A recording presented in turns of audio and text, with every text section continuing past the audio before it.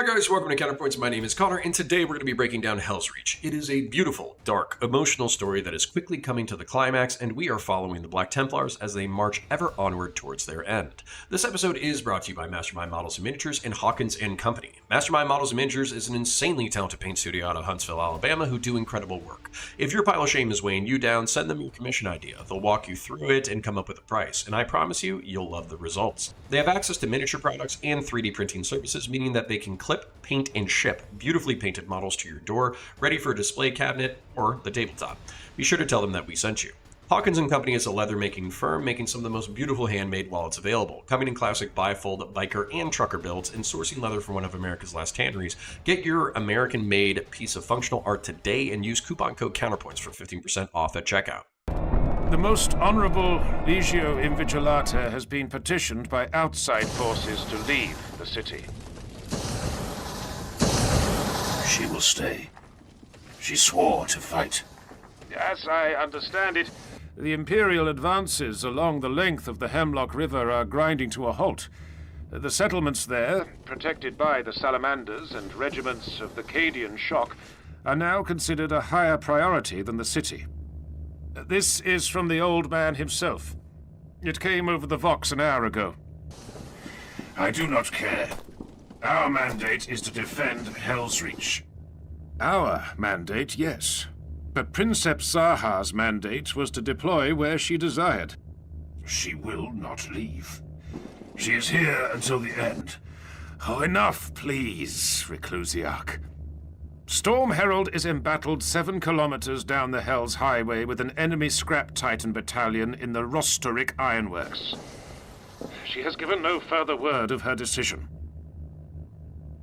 What of the, weapon, Reclusiarch? A fool's hope. None of us had much hope pinned on the Ordinatus. It was the longest of long shots, any way you slice it.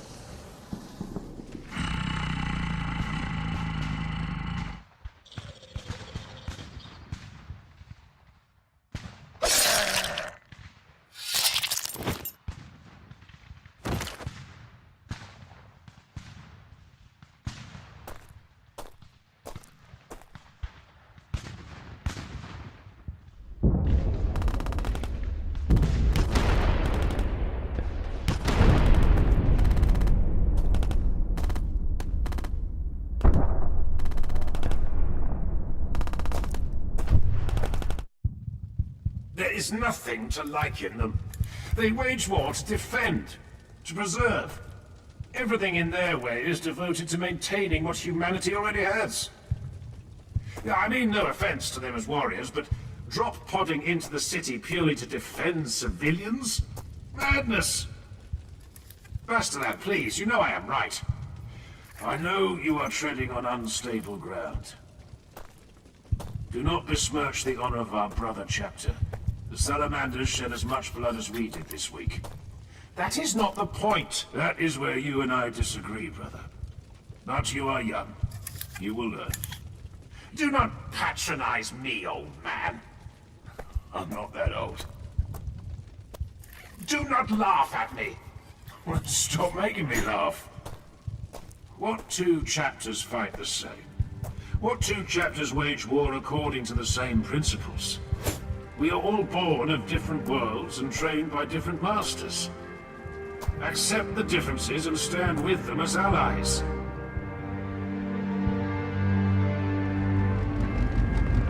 Grimaldus chafes at the thought of being abandoned by Invigilata as he knows it will doom the city. While he reaffirmed his alliance by calling Princeps Zaha back to battle, that does not mean that Storm Herald is in any way bound to the city. With his attempts to rouse Oberon, the great artillery piece, against the Mechanicus' wishes, he is treading on thin ice and he knows it. Even Colonel Saren is frustrated with Grimaldus' stubbornness, but what makes him frustrating in diplomacy all makes him a willful warrior. Primus hunts for sport while snubbing the Salamanders. Bastilan chides him and correctly points something out. Every chapter and every Imperial Guard regiment is trained in unique ways that gives them strengths and weaknesses. For all Primus' crowing, it's his pride that got him caught and almost killed by an orc mech boy. This is the same pride that causes Black Templars to charge headlong into the fray, which brings us to our next confrontation.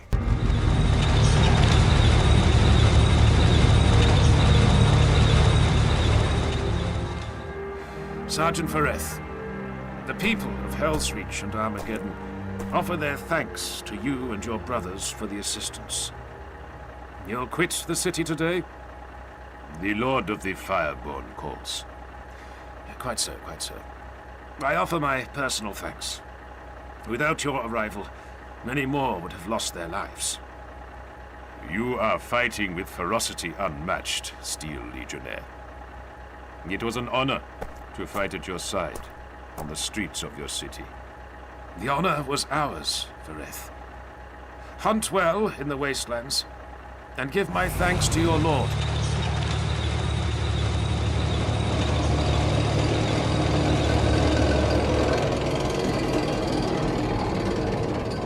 What do you want, Salamander? To speak, if you are willing, Reclusiac. I would be honored. I tell him. But this is a lie. My brothers and I came to this city without the illuminating guidance of our chaplain. We would offer reverent thanks if you would lead us in prayer before we quit the city and rejoin our chapter by the shores of the Hemlock. I know little of your chapter's cult and creed, Salamander. We know this, Reclusiac. Still, we would offer sincere thanks. Think of the battle last night. There was one moment in the chaos that still preys upon my mind.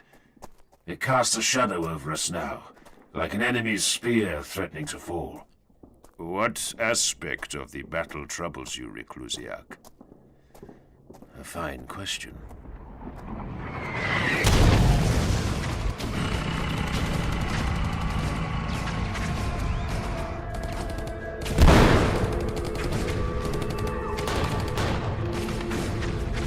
Where are the Salamanders? They're holding. They're what? Follow us, in the name of the throne! Hold back. Hold back to the eastern platform and be ready to engage the second wave. Advance! If we strike now, there will be no second wave.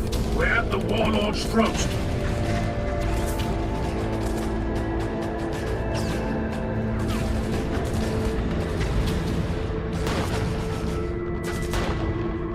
He's getting away! Fall back! Sir! No! Fall back! This is not worth dying over. We do not have the numbers to spill the Warlord's blood now.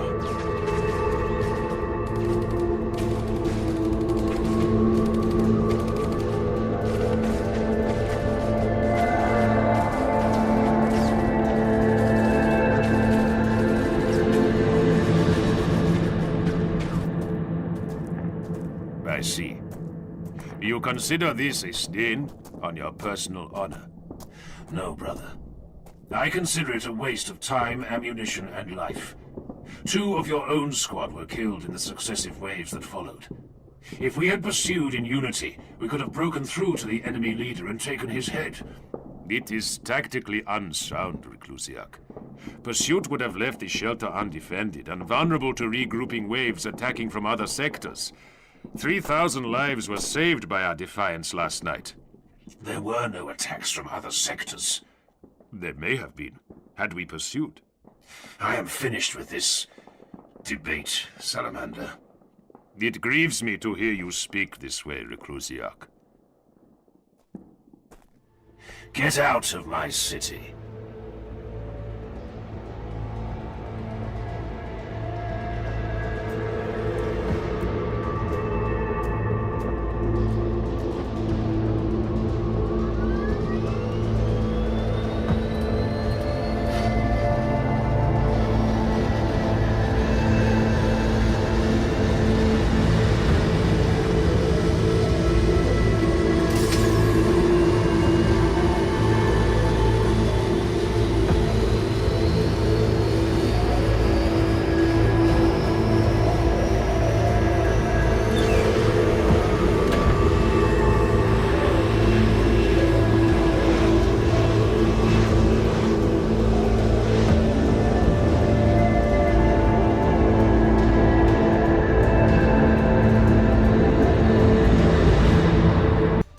Colonel Saren thanks the Salamander Sergeant Vareth from atop a Baneblade. The Baneblade is a wildly powerful armored platform that serves two roles. One is heavy armored support, even capable of taking on Titans, Gargants, and enemy monsters, but they also serve as mobile command fortresses, giving commanders the ability to lay waste to the enemy from afar as they direct artillery strikes and infantry into the fray.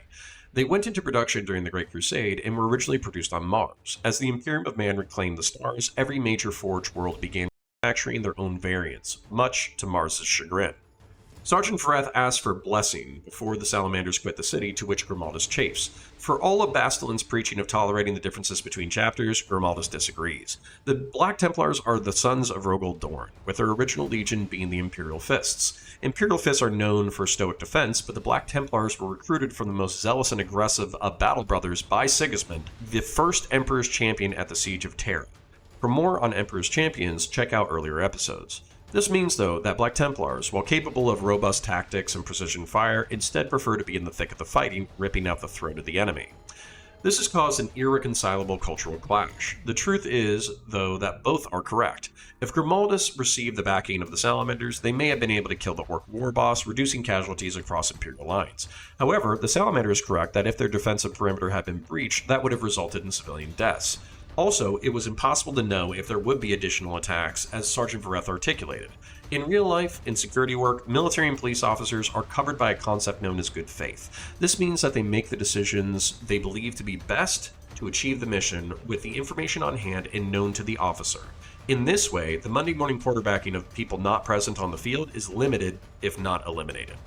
This conflict, though, is actually the brutal utilitarian calculus of Grimaldus against the virtue ethics of the Salamanders chapter. Unfortunately, both parties leave sour.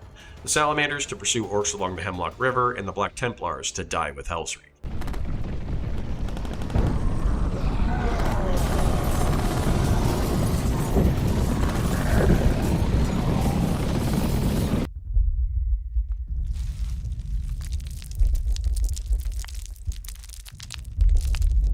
The city is falling, brother. Saren and the other humans faced that fact today.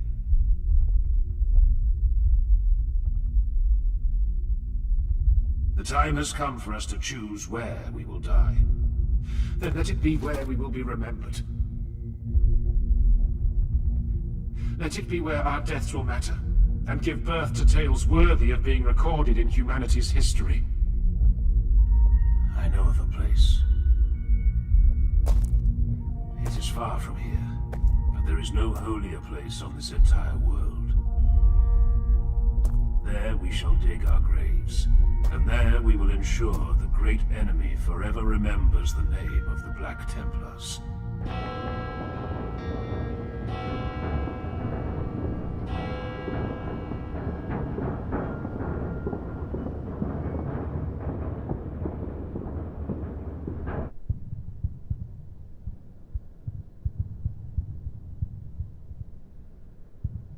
Helsreach has weeks left, but little beyond that. The siege is almost at our own gate. We received a message from the Astartes commander in the city, the Reclusiarch. He sends word that his knights are en route to stand with us in defense. The Reclusiarch is bringing the Black Templars here. Yes, Prioress. Did he happen to say why he felt the sudden wish to fight alongside the Order of the Argent Shroud? No, Prioress. I suspect it ties into Colonel Saren's decision to break up the remaining defenders into separate bastions. The Reclusiarch has chosen the temple. I see. I doubt he asked permission. No, Prioress, he didn't. Typical Astartes. When do they arrive? Before sunset, Mistress. Very well. Damn it all. Well, don't just stand there gawking, girl. Prepare my battle armor. Well, how long has it been since you wore your armor, Prioress? How old are you, girl? 15, Mistress. Well then. Let's just say you couldn't wipe your own backside the last time I went to war. But it'll be good to deliver a sermon with a bolter in hand again.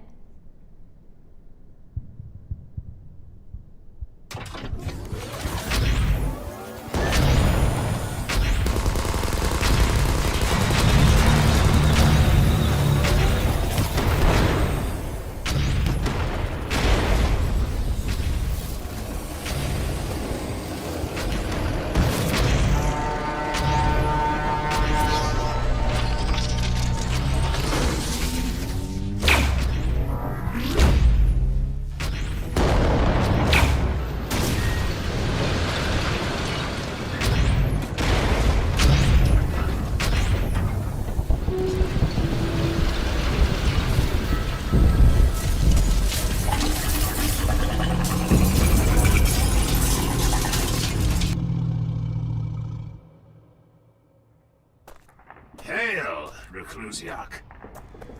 Hail, Bayard. I say to the Emperor's champion of the Helsreach Crusade. My liege. Primus. Still breathing, I see. Nothing on this world will change that, my liege. Arise, brother. The day will never come that you must kneel before me. Arterian, Masterland, it is good to see you both. And you, Nero. Cador's fall tore at my heart, brother. He and I served in the Sword Brethren together. Did you know that? I knew it, my liege. Cador spoke of it often. He was my oldest.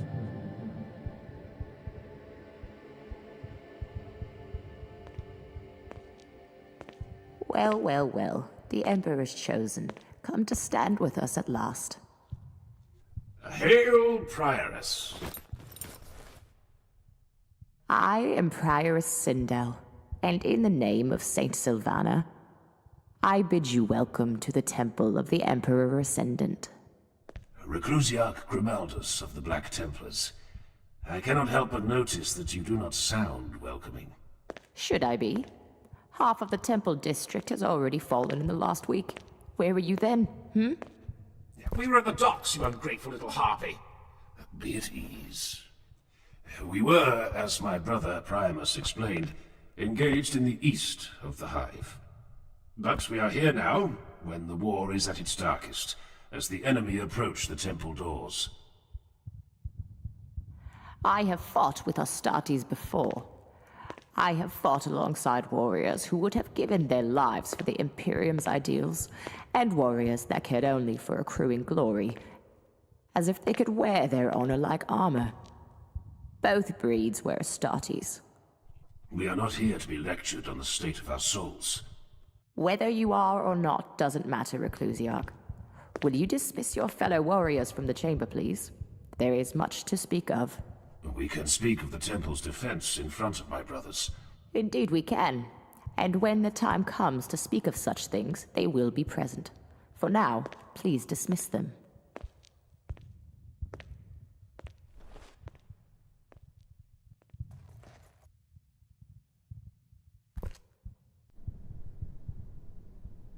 Remove your helm, please. Tell me why I should. Because I would like to look upon the face of the man I'm speaking with, and because I wish to anoint you with the waters of elucidation. A moment, please.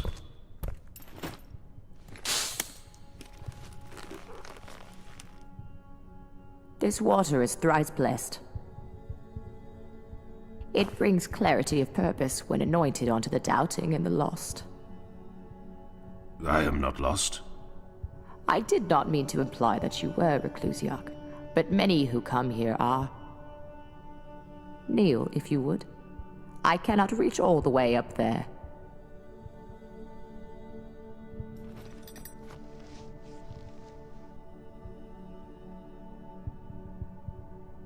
You have beautiful eyes.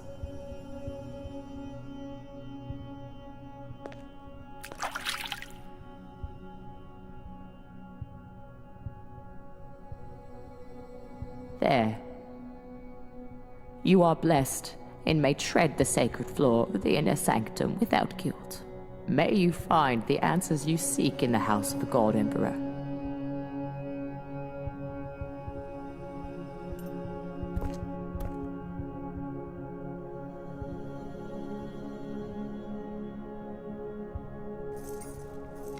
Grimaldus knows the end is coming and prepares his squad for their last stand. They choose the Temple of the Emperor Ascendant, the oldest imperial temple on the planet, which is currently safeguarded by the Sisters of the Argent Shroud. Sisters of Battle were founded after the Age of Apostasy, one of the bloodiest civil wars to rack the Imperium. Gog Vandire, a despot, seized political power as the head of the Administratum and the Ecclesiarchy, claiming to be the voice of the God Emperor. He recruited the Daughters of the Emperor as a personal guard, a caste of zealous warrior women who dedicated their lives to the Emperor of mankind. For his own vainglory and pleasure, he renamed them the Brides of the Emperor and held a cult of personality over them. Vandire was a tyrant and put many of his critics to the sword. The High Lords of Terra were powerless to stop him and were even disbanded. His reign of blood came to an end when Gog Van Dyer declared the Astartes themselves to be traitors. Space Marines besieged his palace, held back by powered armored female warriors fighting with a tenacity only granted by righteous purity. To end the conflict, a Custodes took several brides to the Emperor himself. No one knows what was revealed, but when the head of the female warriors, Alicia Demonica, returned to Van Dyer, she beheaded him and ended the war. To prevent such a bloody civil war from happening again, the church was prohibited from having men-at-arms. As a cheeky sidestep, the ecclesiarchy kept the brides of the emperor, renamed them the Sisters of Battle, and founded orders across the galaxy. The Adepta Sororitas is a much larger organization and serves many mundane tasks. They serve as surgeons and nurses, maintain church relics, records, and sanctuaries, lead pilgrimages, missionary excursions, and perform funeral rites and autopsies. They live to serve the ecclesiarchy in particular, but also are the best face of the Imperium to its own people. Sisters of Battle, meanwhile, are a sub-order that hunt heretics, apostates, and mutants and secure shrine worlds against foul Xenos and Chaos incursions. The Argent Shroud was founded by Sister Sylvana, one of the brides of the Emperor who stood in the presence of the Emperor of Mankind. Once Grimaldus and Prioress Sindel have the measure of each other, Grimaldus allows himself to be blessed. Which brings us to the end for now. If you like my breakdowns, like, share, and subscribe, and ring the bell so you see whenever new content drops. Comment down below and feel free to fight it out in the comment section over lore and narrative interpretations. If you can't think of anything to say, then type in comment for the comment gods. I'll salute you in real life with an Aquila, but I will reply with an 07 in the comments section saluting you for your service. Become a YouTube or Patreon member to help support the channel, or check out our sponsors. I appreciate you. I'll catch you in the next one. Until the end.